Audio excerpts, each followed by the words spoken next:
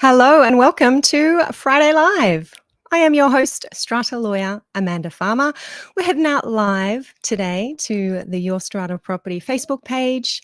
We're going out to LinkedIn. We're going out to YouTube. We are here to share, to celebrate, to commiserate about our respective weeks in Strata. I would love to know how your week has been.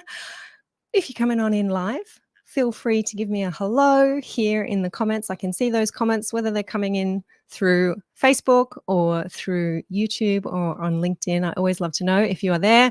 If you're catching the replay, then drop me a hello as well. I come back around and love to see who has been tuning in. I want to say a special welcome to anyone who is new to Friday Live, anyone who is new to the Your Strata Property world. We've had a lot of new people coming here to the Facebook page who have been liking and following the page. New year, new opportunity to get up to speed, to improve your knowledge about all things strata, to be able to improve your experience of apartment living, whether you're an owner occupier, whether you're an investor. We've got lots of strata managers who are tuning in. You are all very welcome. If you are here for the first time on a Friday Live, whether you're here live right now, watching with all those other eyeballs that are coming on in, I can see those eyes come in now, or you are catching the replay, then let me know. If you're a first time viewer, I'd love to give you a special welcome. I missed you all last week. We didn't have a live broadcast last week because of the Australia Day public holiday. I hope you all had a relaxing, restful, long weekend. And the week before last, we had a short session here on the page, which I call an Ask Amanda Now session. So if you're new to the page, you'll notice that some weeks it's a short session where I answer one strata question. It's a bit of a lottery. I ask you to send in your strata questions ahead of time, and then I pick one to answer in our short Ask Amanda Now session. And then other weeks, we have a longer Friday Live session. We can run for up to an hour on a Friday Live. Sometimes you've just got me taking you through the need to know from the weekend strata. Sometimes we have a special guest. Today is a Friday Live, and I do have a special guest for you waiting in the wings. I'll be introducing her to you very shortly. You may have noticed that I got some boxes piling up here behind me. Haven't blurred the screen to block those out. We are getting lots of deliveries here in my home studio as we get ready for our live event. Friday, the 23rd of February, I'm hosting a one-day education event here in my hometown in Mudgee, regional New South Wales. We've got lots of strata managers attending on that day. Many of you who tune in on Friday Live, I know I'm going to be catching up with in a few weeks' time here in Mudgee. And I got goodies for you. I've got gift boxes and gift bags galore that will be packed up and ready for you in just a few weeks' time. So the preparation for that event, currently taking over the office here. I can't wait to share it with many of you. If you're going to be joining us in Mudgee and you're tuning in now, feel free to let me know here in the comments. I can see Muskin coming in from LinkedIn, giving me a smiley face. Hey, Muskin, good to see you. If you're coming in, feel free to say hi. My weekend strata. Yesterday, I was delivering an exclusive online training for a small group of strata managers. It's something that I do for some of our pro members inside our online community. We spent an hour digging into the new New South Wales legislation that commenced on the 11th of December. The more I look at that legislation, the more little tips and traps I find. So yesterday I picked out a few of those to highlight for a small group of strata managers who were investing in that additional education, and we had a great time online. Bit of Q&A involved there as well, where the managers are able to share with me what it is that they're dealing with on a day-to-day basis with their clients, with their committees, and being able to help them out by pointing to specific parts of the legislation.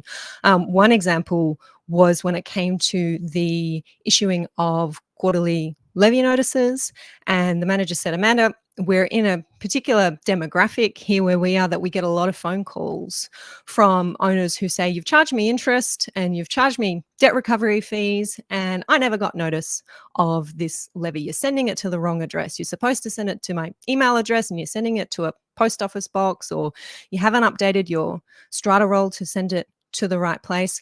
And I pointed out to the Strata managers that there's actually a section in our New South Wales legislation that says when it comes to our regular periodic contributions, regular quarterly levies, the fact that the levy notice has not been issued or that an owner has not received a levy notice doesn't mean that the levy is not due and payable.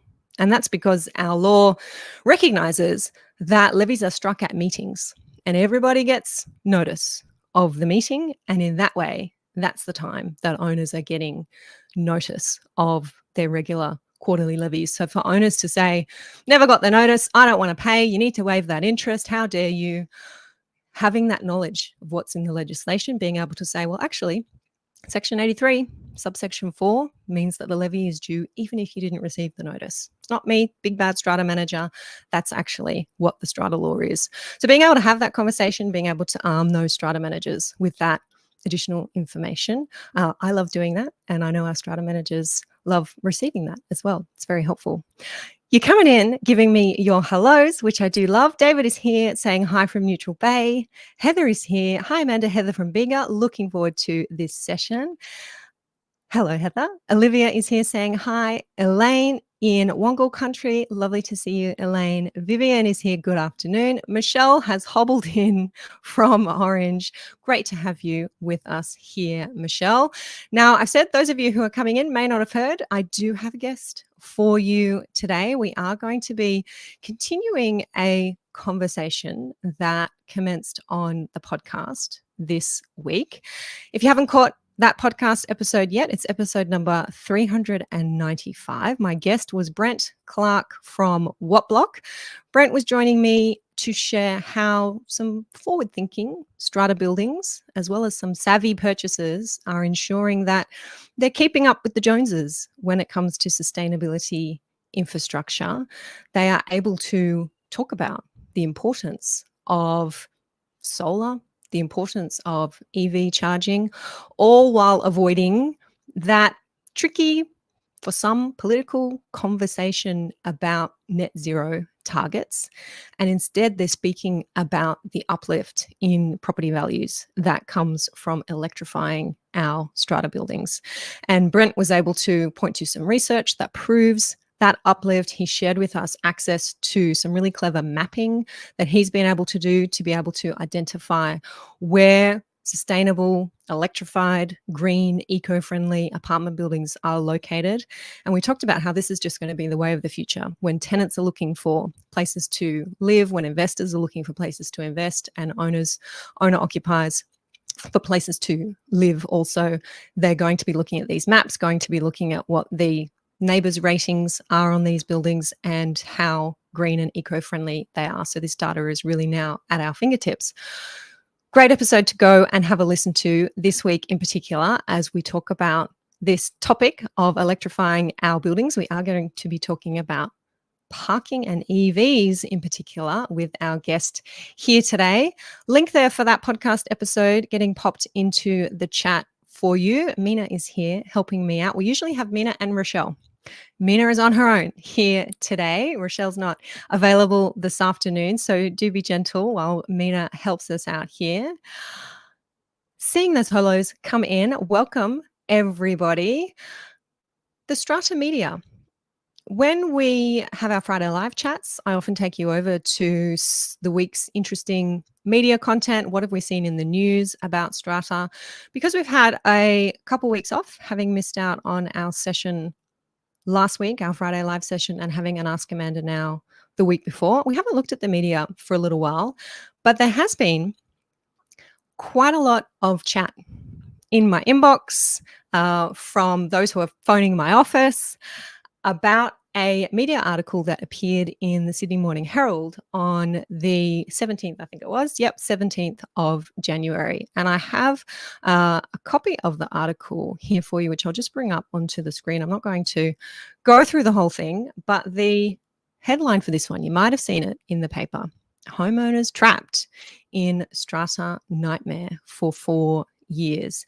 And this was a very popular article on the website on the day. I think it was the most popular article that was cropping up that day. Journalist Caitlin Fitzsimmons. Caitlin has written about strata issues previously. She's a social affairs reporter with the Sydney Morning Herald and takes a particular interest in strata. And the article is about this site here, which is on the New South Wales south coast, Malua Bay, and it was destroyed, almost fully destroyed by bushfires that raged through on New Year's Eve in 2019. The story covers a few different aspects of strata and strata living. It talks about these units being townhouses, 13 strata units. They are townhouses, a short walk from the beach, and 9 of the units were razed and 4 left uninhabitable. The surrounding town was rebuilt, but this property remains in ruins. Vivian saying, I did see that and that you were mentioned. Yes. So this is a case that I was involved in, and Caitlin did speak to me, and there's a quote towards the end of the article. One of the issues that the article covers, or at least the conversation that was happening coming out of this article, was about whether these essentially low-rise townhouse style developments really should be strata titled.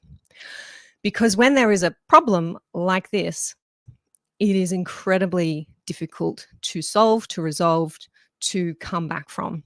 And part of the dispute in which I was involved with one of these owners was about the management of the strata scheme post this tragic bushfire event. And the Owners Corporation had been subject to, at the time I got involved, a compulsory appointment. A compulsory manager had been appointed by the tribunal a few years after the bushfire because the community just couldn't decide and agree on how it was going to proceed, whether it was going to try and sell the site to a developer, whether it was going to receive the insurance payout and attempt to rebuild the site. There was a lot of disagreement among these 13 unit owners. Compulsory manager was appointed for 12 months. And when my client came to me, my client essentially was saying, things are even worse now that we have had this compulsory manager in place for 12 months. We don't think this person is best serving us. We want to appoint somebody new. We accept that this is a complex situation. Not everybody is agreeing on the best way forward. We probably can't achieve the level of majority agreement we need to make our own decisions for ourselves. So we accept that we do need a compulsory manager in place, but we don't think that this person is up to the job for all of the reasons that ultimately were set out in the decision that the tribunal made. The tribunal did make a decision in favor of my client and essentially sacked the compulsory manager and put in place a new compulsory manager who was proposed by my client. That new compulsory manager is now taking on the files and having to make these hard decisions about how this community can recover from this traumatic event and whether this community can recover from this traumatic event. I've said that the article covers a few things, as well as this planning issue about whether these low-rise properties really should be strata titled, addressing the complexities involved with the collective sale process. That was also highlighted in the article, and referring to other attempts at collective sales in New South Wales that have failed in the past, because that process of trying to sell an entire site relying on the New South Wales legislation is just so complicated, and it's part of what this community is struggling with at the moment.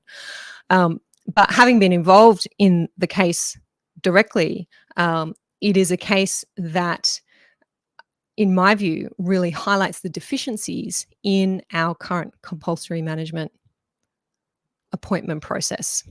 So there are managers out there who are probably, for a whole host of reasons, not suited to take on compulsory managements, managers out there who are not suited to take on particularly complex schemes because their businesses are just too small.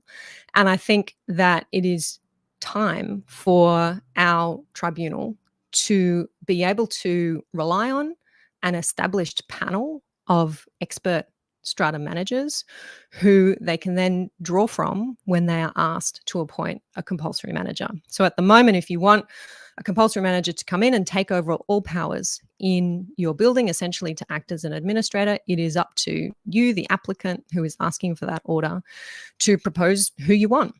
And sometimes the applicant is the only one who is proposing anybody for that job. Maybe there's a respondent who proposes a different person, but the tribunal really has no insight, no knowledge into the experience, the competence, the suitability of that proposed manager for the job. They're really just looking, and the legislation only requires them to look at whether the manager is licensed, whether the manager has an agency agreement, whether the manager has consented to the appointment. Now, I say that bar is way too low when we look at the serious, very wide-ranging powers that compulsory managers are then given by the tribunal. And this is not the only case that has been in the media recently about compulsory managers that are just not up to the job, and that where applications have been made by owners that those compulsory managers be sacked and be replaced with somebody new. So I'm hopeful that our New South Wales government's attention, the attention of our Strata and Property Services Commissioner, is on these types of cases, understanding what owners who are living, owning in these communities under these appointments are going through, and how hard it is for them to get redress when they are not being properly served by a compulsory manager. My clients, I think it's fair to say, paid tens of thousands of dollars for legal representation to be able to get a new compulsory manager in place. And there was no cost order made in this case. So that's not money that they were able to get back, but it was the only way forward for their community, and the tribunal agreed with that. So interesting article to go and have a look at. I know that, as I said, Caitlin Fitzsimmons is writing a lot about Strata. I think when you go to that page and look at the article, you see there's about 70 plus comments that have been written under the article. So it definitely struck a chord with readers. And I think we may see more in our media very shortly, possibly from Caitlin, when it comes to Strata and the particular challenges that you are all facing. So I always say, I think it's a good thing when our media is talking about Strata. It's giving attention to the fact that we exist out here, that we are fast becoming a significant proportion of the population, those who live in and own in Strata. We have been ignored for too long. We are struggling with legislation that just does not keep up with the changing times, and it's being left to owners, to private citizens, to do the job that government really should be doing. So the more attention on these challenges, the better for us, I think. Heading over to see if I've got some more hellos coming in here. Vivian saying, good point, the same as non-hosted Airbnb do not fit in the Strata model. Yeah, so that's to that comment about perhaps that low-rise townhouse style development doesn't fit into the Strata model. Maria is saying, hi, Maria in Centennial Park, listening in. Lovely to have you join us, Maria. I'm wondering if this is, if you're a new follower here to the page, you are more than welcome. If this is your first Friday Live to tune in on. These Friday Lives do stay on the Facebook page, and if you've missed the first part of this chat, I can see a lot more of you coming on in now. If you've missed the first part and you do want to go back, you can do that once the live broadcast, I believe once it's complete, you can kind of rewind and watch that again, and it sits here on the page, and you can catch a lot of the past Friday Live and Ask Amanda Now chats in the video library that is sitting here on the Facebook page as well. So really good treasure trove of Strata information here for you. All right, I've promised you a special guest here today, and it is time to welcome in our special guest. She is Angelique Mentis. Now, Angelique is the CEO of That's My Spot, a business she founded specifically to solve a pain point that she was personally experiencing in the Strata buildings she occupied, with unauthorized people parking in her designated parking spots 15 years ago. She is also the CEO of Parking Spots, Angelique's passion in all things parking has led her to speak at many industry conferences, and she is currently the president of the National Parking Industry Association, Parking Australia. Now, you may not have seen Angelique here in person before, but she's definitely been a past guest on the podcast. Episode number 325 is the one to head back to if you want to hear more from Angelique after today. We were talking about the solution to your painful parking problems back in that episode. Angelique was taking us through one of her innovations, that is relieving committee members from their roles as parking cops. And we were talking about how valuable parking data is and why building managers are wasting their time addressing parking problems. So in this week that we're talking about electrification, we're talking about sustainable buildings, I thought it was a great opportunity to bring Angelique Mentis to the show. I'm going to welcome her in right now. Hello, Angelique. Hello, Amanda. How are you? I'm doing very well. It's lovely to see you here. And you look so lovely in pink today. Thank you very much. Afternoon. It is a fun Friday afternoon. I do like to keep things fun and frolicking in Strata as best we can amidst all those challenges. Exactly. Now, tell us, Angelique, for those who haven't listened to our past podcast chat or come across you previously, do you want to share a little bit about your background and how it is that your business is serving Strata buildings? Sure. In any communal living situation like Strata, which you all live in, there's a whole lot of different issues that come up when you're sharing assets and resources. And one of the key things that people have a really bugbear about is parking. And so many years ago, when I was living in the Strata building and had triple security swipes in it, people would come down through the triple security swipes, and my parking was directly off its lift, and they decided that they would park in that nominated parking, which is really, really frustrating. Mm-hmm. So back then, the alternatives were go to body corporate, get approval, put a garage door in, go to council. $10,000 later, by the time you've diverted services and put a garage door in and all the approvals, then you can put a garage door in. Yeah. So real pain in the neck. So I'm in the city of Sydney. Then moved into another building for an office suite, and that tried to do the same thing there. But of course, the building didn't allow rules to enclose your parking space. And in this situation, it was an office building in King's Cross, and it was actually worse because there was a hotel in the part of the building as well. So it was a mixed use building. So it wasn't just the people that lived there that were parking in the spot. It was itinerant guests that were coming to the hotel. And there was just absolutely nothing you could do about it. And it was just really annoying. In fact, you pay so much for parking in the city of Sydney. And when you buy a property or you rent it, you're putting a huge amount of investment in that. So you expect to be able to use it, apart from the stress it causes you. So whether it's commercial or residential strata, the problem is still there. So that sort of set me off on a path and a mission to find a solution which would make it easy and seamless. And I knew that my parking spot was there because I was paying for it and I deserved to be able to use it. So that's when I started That's My Spot, out of personal need and experience. And I've been running that for the last 15 years because there's a lot of other people that have that problem. Mm-hmm. And so we try and solve it with a really simple solution. So we have these bollards that start with very basic manual bollards for people on a budget, that go through to remote control, that go through smart bollards that work off a smartphone. And now my new venture in parking spots, we are networking them in to connect to building management systems. So you can automate the entire process. You can watch you can ensure that only authorised people are actually accessing those parking spots. You can put limited time zones on them for availability. You can segment them off to EV charging spaces versus disabled bays. And it makes the building far more efficient and optimizes turnover. And in some instances, if the building rules permit it, you can actually probably generate some revenue out of it as well. Always thing to reduce the cost for Strata, right? Absolutely. And I know in our podcast episode that we recorded, I think it's probably about close to a year ago now, we go into some detail about how that system works. And something that I was really excited about was the ability to have these remote control bollards in a visitor parking area.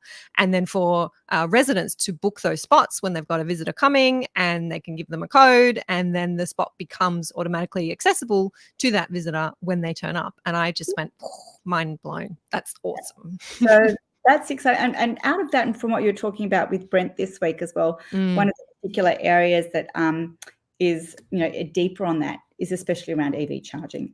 Yep. So the use case that's become very evident, and everybody on these Facebook groups, I don't know if many of you've seen Facebook groups called ice holes and EV holes, right? So where people Sorry, you said ice holes. Ice holes. Okay. And EV holes. So is that okay to say? I should have asked. No, go for it. I was just clarifying. You're going to tell us what all this means. And what this is when you've got designated EV charging bays, when you have people in a petrol or a diesel vehicle, which is properly known as an internal combustion engine, so ICE vehicle, they can't find any parking, so they'll go and park in that spot. And by doing so, they ice it, which means a person with an electric vehicle who wants to use it for charging is blocked from charging. Right. So that's become a big phenomenon, and there are Facebook groups that rant about it, and it's pretty much not fair. It's sort of, again, another use of parking in a way that's not by authorised people for the purposes it should. Mm-hmm. And so, again, frustration, challenges, policing that, like building managers are trying to police parking. I interviewed about 80 building facilities managers in large strata buildings, about 80 of them, and they on average spend about 12 to 15% of their time in their day job chasing and following up parking problems. I believe it. And that's a big expense, right? If you could reduce the cost of, they could be doing a whole lot of other things. Building managers and facilities managers do a whole lot of other things. So that wasted time, if you can automate that process and put something in to stop the pain point happening rather than having someone chase afterwards, and the stress around it as well. I mean, we're living together in a communal environment, so you actually really want to prevent that. So it saves them a huge amount of time and the stress, and the whole building flows a lot more seamlessly. So you're in these Facebook groups reading about these ice holes. And are you seeing specific discussions about these in residential strata buildings, or is it mostly sort of the commercial public spaces at the moment? And Interesting. Yeah. So in my role as president of Parking Australia as well, we work very closely with the EV Council, and you would have seen that there's a lot of fines being implemented now for parking in EV charging bays. The thing is, those fines are not enforceable in private property unless you've gone and engaged council under a contract to police it and walk around. And that's the only time they're really enforceable. So that's a real pain point. You can't really, you can have these $3,000 fines, but A, you've got to catch the person in the act. B, you've got to pay somebody to police it all the time. And thirdly, it's not even enforceable in private property at the moment. So that's a real pain. We've even with parking operators. So our parking bollards sit in Wilson Parking's EV charging bays now, right? Mm-hmm. Because they want to reserve those bays for people that need to charge, not just to park. We see it in shopping centres. We see it in residential strata as well. But the fine issue is a big one. It's very hard to actually enforce a penalty or an infringement notice on private property like that. Yeah, impossible. And you're right. And we do have a provision in our Local Government Act where an owners corporation, being a private entity, can enter into one of these parking arrangements with council. Not always suitable for every building, because that really, in my experience, only works where you've kind of got this open air parking arrangement. You don't have secure basement access. It kind of only deals with the public who might be parking in an easily accessible spot. It doesn't deal with the visitor for your next door neighbor parking in your spot for 2 days, or people who are visiting residents who are tenants abusing the visitor parking spaces. So what I think I'm hearing for the first time here, Angelique, is that we're adding with EVs, the rise of EVs, and doing all good things in our buildings, having dedicated EV charging stations and spaces, we're adding another layer to this parking problem where, we might have bylaws that deal with visitor parking and what happens when someone's abusing the visitor parking, but we're going to have to add to that now, unless we deal with it in a more creative way, add to that now, how do we deal with people illegally parking in the EV charging spot? Yeah.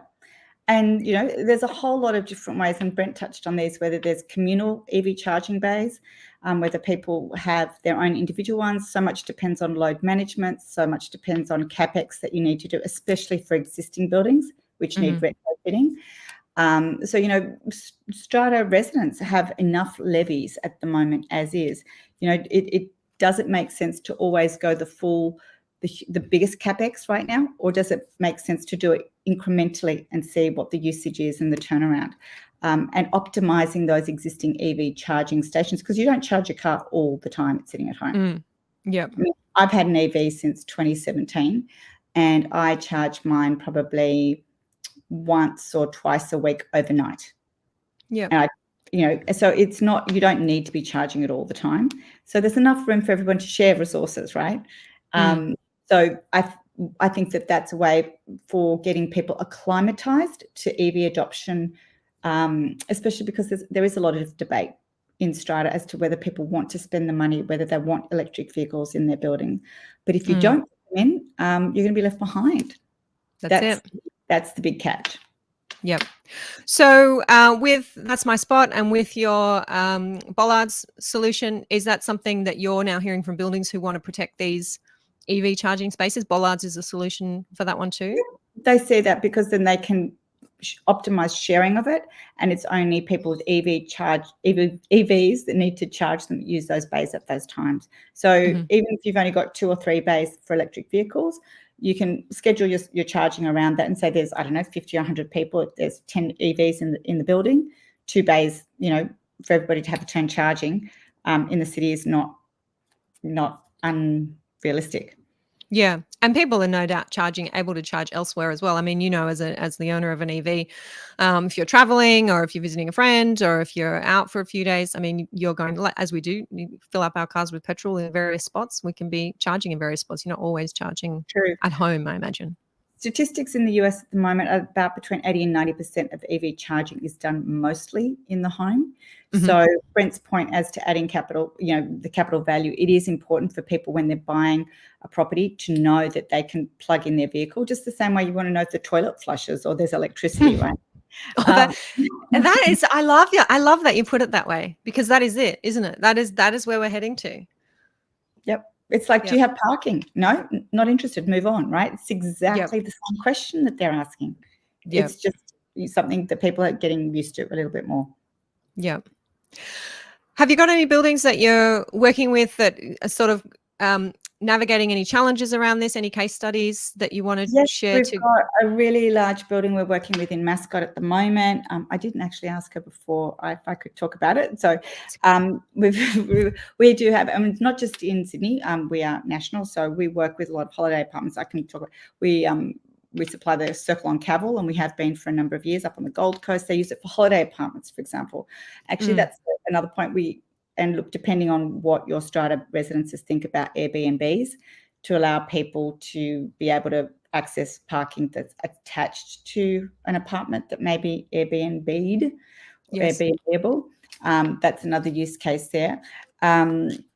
Holiday apartments, office suites, a lot of office suites in terms of now with flexible working hours and making sure that everybody can have a turn of the parking spot that they need on different days. So rostering that is really important. So it's both sharing visitor parking bays and ensuring that your own parking spot is secured. Yeah. People can't overflow into yours. And when you talk about securing your own parking spot, I imagine if you have these smart bollards, it's as simple as you have an app on your phone or something, and there's a code and the bollard goes up and then you're coming in and the bollard goes down. Yep. So you can, with your own phone, it's like a remote control fob, but you use your phone as a remote control fob. And then if you want to share it with family and friends, you can enable sharing access so they can use it with their phone. You don't even have to be there with your phone. Are you the only one doing this in Australia? I'd like to think so. But we have been doing this for 15 years now, just solving the problem. And I think what we find is when you stop and listen to people's needs, then you get the next iteration, which is why we've built the next product. So, I mean, for example, we've done a lot for Meriton. A lot of their residential apartment suites, their visitor parking bays are always a challenge, and they're often in mixed commercial use buildings, right? So they've got shopping centres attached as well. So there it becomes even more of a challenge. And the bigger the building, the bigger the challenge, the bigger the time. CCTV cameras, you can't spend hours poring over footage all the time. No, no. As much as the lawyers would want you to. Yeah, and you want to avoid those fisticuffs in the basement, right? Like when people come out and everybody gets really hot and bothered, and Do you know what? That is an issue with parking, and it happens in my building where we have a few resident owners who have been committee members in the past, and they happen to live in the apartments that are front facing towards the visitor parking, and so they kind of took on the role as parking cop in the absence of a building manager, and they have little stickers and notices that they put on the cars that they know shouldn't be there. And every few months or so, it gets to the point where these poor residents say, we don't want to do this anymore. We don't want to be the bad guy. We don't want to be the ones getting sprayed with abuse, because that is the situation that it is. You can say, someone like me as a lawyer can say, oh, well, go and knock on the door. Oh, well, put a notice on the car. But people don't want to be doing that when they're at home. So whatever you can put in place to avoid that, I think is good. And police won't do anything. They can't. It's on private property. And then in terms of towing, I mean, there's notices under the New South Wales Strata law, correct me if I'm wrong here, Amanda, you are the expert, but if there's a vehicle parked over on common property for an excessive period of time, or there's an asset on it, you have the right to remove that vehicle to another area of common property, but you've got to put a notice on that car for 7 days? Well, I'm going to stop you there because that used to be the law. You're right. Right. It was repealed. It was very quietly, very secretly, no consultation whatsoever, repealed. And we no longer have those sections in our legislation. What we have to do, like everybody else who ends up with abandoned goods on private property, we have to follow the provisions that are in the Uncollected Goods Act, which is a much more involved procedure when you're talking about something as valuable as a car. So you really don't have that option anymore of being able to touch a vehicle at all that is on the common property and shouldn't be there. And even if you did have the rights to tow it, the problem is most tow trucks can't get down into an underground parking basement and hoist the car up. I mean, it's going to damage water sprinklers and stuff like that. It's just not viable. Yeah, absolutely. I'm just going to head into these comments. And if you are here tuning in, I can see lots of you there live. If you've got a question for Angelique about a parking problem, about her solution, about EVs and EV charging, she is the expert. Angelique and I have spent a little bit of personal time together doing the Bondi to Bronte walk a couple of times. And we talk about EVs and EV charging, and she is a wealth of information. So if your community is thinking about some of these options, feel free to post a question here for Angelique. Henry is saying, hi, Amanda and Ms. Mentis. The key is to have all new developments install a 3-phase 32 amp socket to all car park spots, which is metered. This allows for each resident to automatically connect an EV charger. Retrofitting depends on power capacity to the building. Interesting. Is that a solution that you've heard about, Angelique? The National Construction Code in October last year was amended to require all new strata buildings to have provision for electric vehicle charging in not only one, but all across 100% of bays. Okay. For all new buildings, that's great. And that makes sense because it's much cheaper for a developer to do it at that point of time. The issues that you do need to balance with that is if you do put an EV charger in every single bay, how much power is actually being drawn at the time? Are you going to hit the building's load management capacity? If you're in, for example, Alexandria or Mascot, where there's all those massive complexes, if every single person plugged in an EV at the same time, what happens there, right? Do you get a brownout? Are the load managements working? So they do need to be metered circuit boards. So Henry is actually right, but that doesn't really help the existing buildings right now. Yeah. Yeah. And I can see Henry there saying the retrofitting depends on the power capacity. And I can imagine it would be a significant upgrade if you're fitting everybody. Yeah. It can do. And there's what we call within the building envelope and outside the building envelope. And if you can manage to make all your changes within your title on your block of land, it's going to be much cheaper, much more manageable, then if you have to go and negotiate with Energy Australia or somebody else and you have to make a change outside your land lot, which is what we say outside the building envelope. So it's really important to get proper consultants in at the beginning to help guide you and to really work out and survey your residents who is going to get an EV, over what period of time, what usage are they going to have, how often are they going to charge at home. So that initial resident discovery process through surveys is really important to help formulate the best strategy for each building. And this mapping that Brent spoke about on the podcast this week, Angelique, I imagine if you're a building that's, just wading into the waters of EV, having a look at those maps and seeing which buildings around you, especially if you're in a high density area, already have EV charging, and understanding how they went about it, how it's impacting their power capacity. I mean, it can be as easy as having a knock on the door or going into that foyer, if you can get in and have a look at the notice board and see who the strata manager is or who the secretary is, and being able to drop them an email. That's a great suggestion. So that's for sort of private charges, I guess. There is a public charging website called PlugShare, so you can see all public charges, and that's been around for some time. That was, I think, the EV Council put that together. But any public charging, whether it's a Tesla charger or a Jet Charge charger, or whatever they are, most charging companies will put their charges on PlugShare where the public have access to them. So that's also another really good resource. That's great. We might just get that URL and pop it into the comments here. PlugShare. Mina will be able to find that one for us. Henry's also asking, what about EV chargers to car stackers? You think of it all, don't you, Henry? Yes. So I have no idea. I have actually installed a couple of car stackers. Right. Okay. I think what you would have, and one of them actually collapsed at one time. Oh, dear. I would be very cautious in the beginning, personally. I'm not a car stacker expert, on how you would wire that for charging at that point of time. I'm sure some of the more the companies rather than the Chinese ones would probably be a bit more reliable in terms of what they have provisioned. But if they've built in options to put chargers on the stackers, and they pass Australian safety and fire laws, yes, I guess that's an option. I have not seen one personally on a car stacker. No.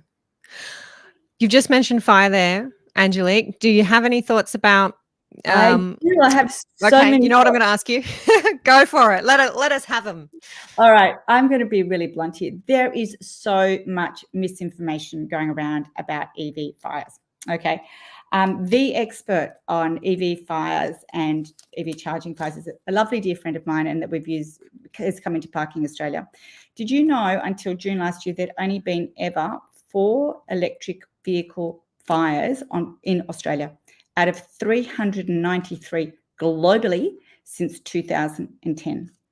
The number of EVs that actually catch fire is about 1/100th of the number of petrol and diesel vehicles that catch fires.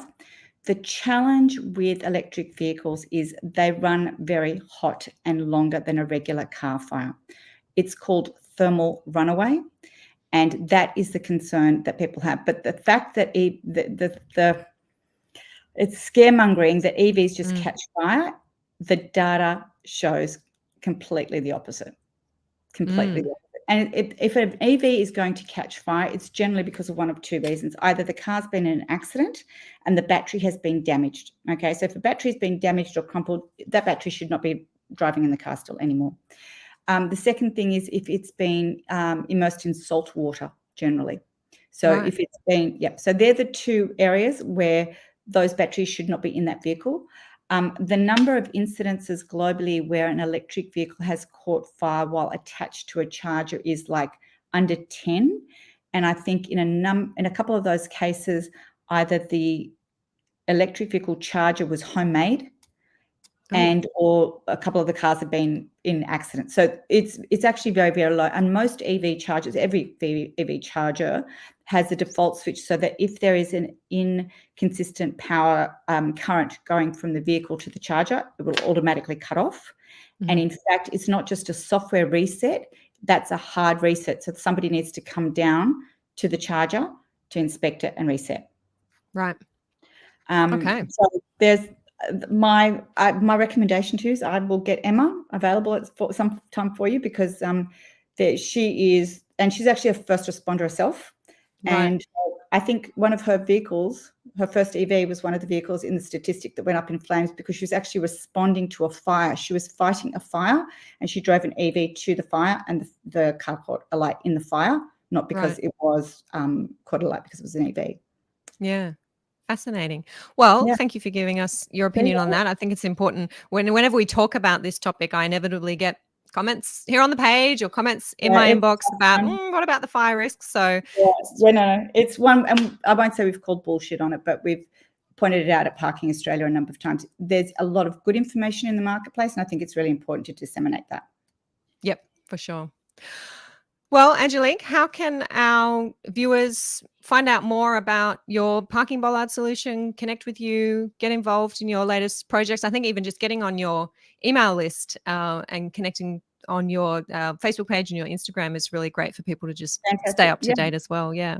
We do a lot of education in terms of blogs. So we write a lot of content to help people in Strata, in parking, in EV charging. So if you're looking for some resources, hop on over there on our blogs. There's a lot of free information, with even disability parking. So reach out to us through our website. Call us up on our phone number. We're on LinkedIn. We're on Facebook. We're on Instagram. I'm not on Twitter. I don't have enough time. I don't know how you do that. It's called X. Thank you. But Elon Musk I'm obsessed with Elon Musk. So anything to do with electric vehicles and innovation and disruption and new technology, love. Big fan. So yes, we're having a chat, and I'm usually the one on the end of the phone. So you'll find me. I love it. Well, thank you for sharing all that. We'll make sure that your URL to your website ends up in the comments here on this page.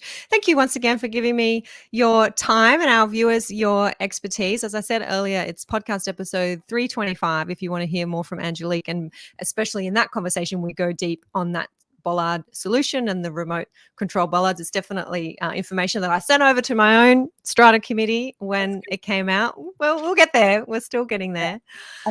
And actually, I'm just going to say this in case anybody has this question. They're all BCA compliant when we fit them. So they don't penetrate in this slab, which is a big issue that some people always ask. But there you go.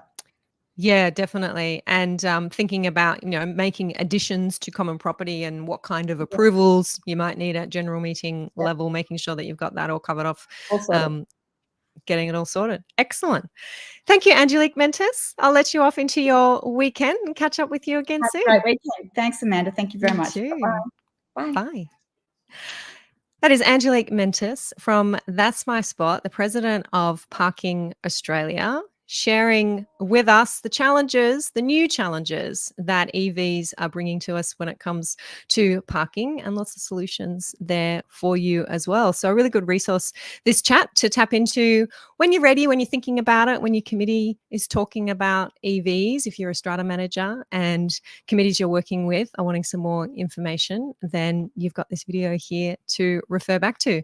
Henry's just telling me, found the EV charging on car stacker systems. All right, if you want to let us know more, Henry, if it's a public page, you can pop here into the comments, do that. I'm sure Angelique would love to have a look, or you know where to find me, Henry, if you want to send some more information.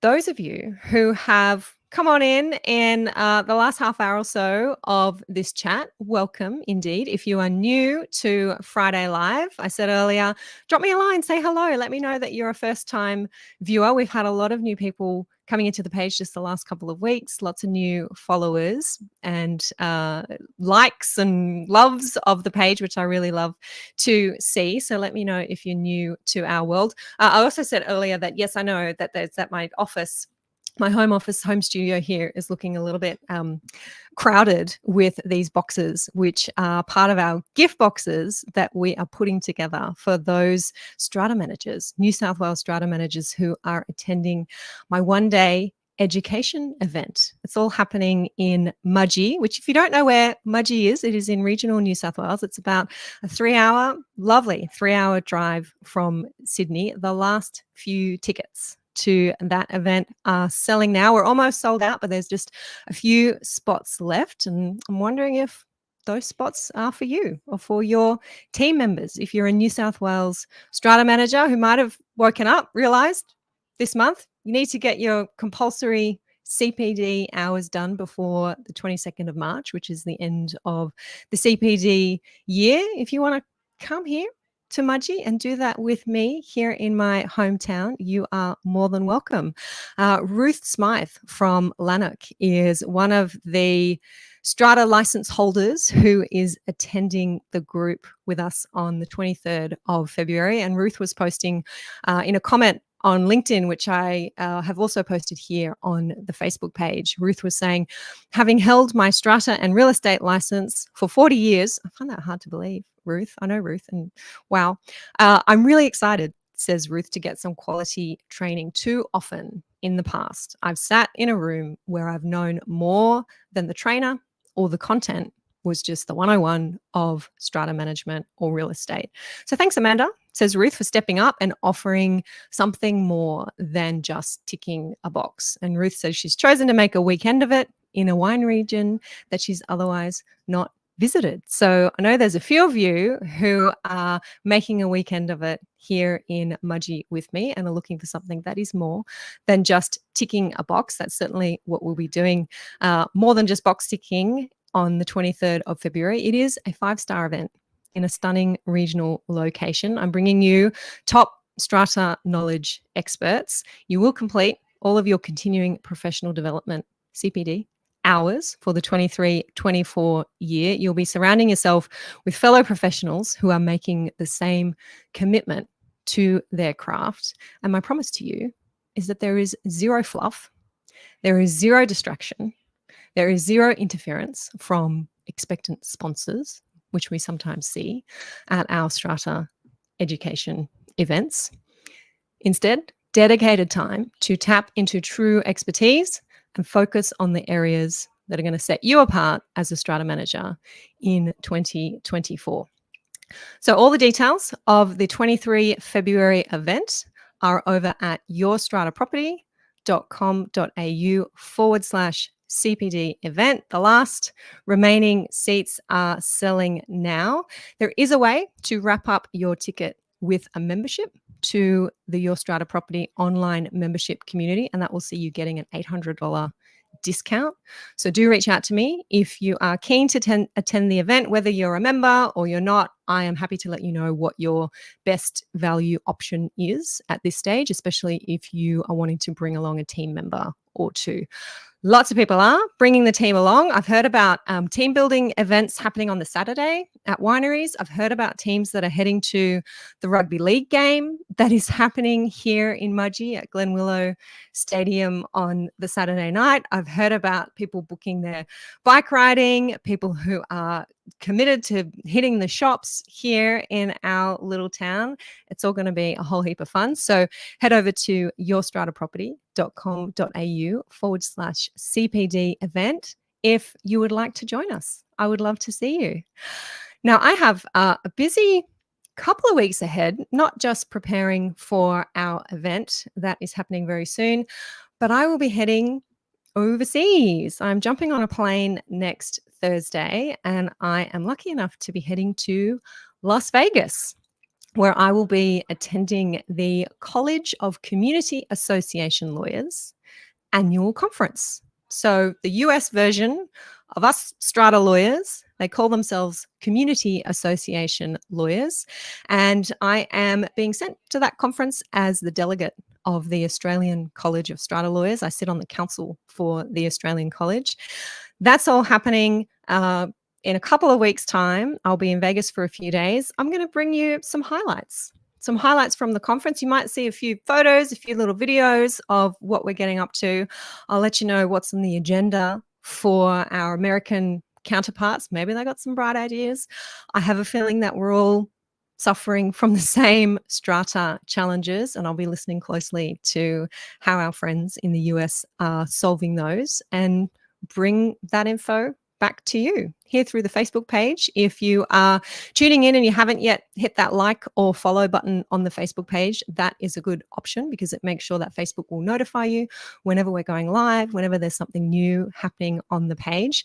And if you want to make sure that you receive the weekly podcast episode to your inbox, then head over to the website, yourstrataproperty.com.au, and you'll see at the bottom of the page there an option to sign up for our weekly podcast newsletter as well. Linda's saying, enjoy. I miss Vegas. I have never been to Vegas before. This will be a first time for me. I'm looking at the weather. I understand that it is winter over in the US at the moment. I know certain parts of the US have been very cold at the moment, but from what I understand, that sort of West Coast weather, I'm going to spend a little bit of time in LA as well before heading over to Vegas, but that West Coast weather is very much like an Aussie winter. So we're going to have some cold mornings, might have some cold evenings, but otherwise we should have some pleasant days. I'll let you know how we go. Booked in a couple of shows to check out as well. And then heading back home and straight into our Mudgee One Day CPD event. So lots of fun. Thank you for joining me, everybody, here for Friday Live. I wish you all the best for your weekend in Strata. And I'll look forward to catching you all next time. Bye for now.